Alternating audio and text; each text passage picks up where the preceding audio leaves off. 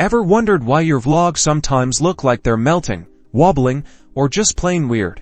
Today, we're tackling the rolling shutter on the Sony a7 IV. Is it really that bad for vlogging?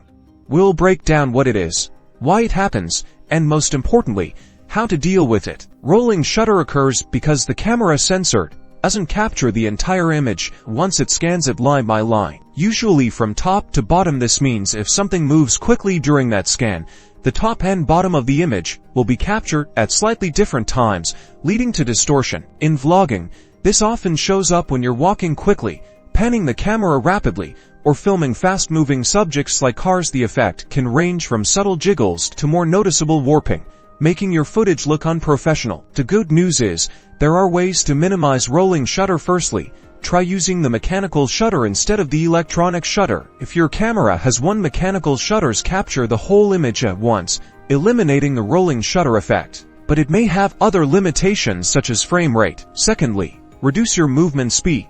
When filming, slower pans and tilts will drastically reduce the effect. Use a gimbal or camera stabilizer. This can help smooth out your movements and minimize the impact of the rolling shutter. Finally, you can use post-processing stabilization in your video editing software. Most editing programs have built-in tools to correct rolling shutter distortion. So, is the Sony a7 IV's rolling shutter a deal breaker for vlogging? Not necessarily. While it's present, understanding its causes and using these mitigation techniques will help you capture smooth, professional footage.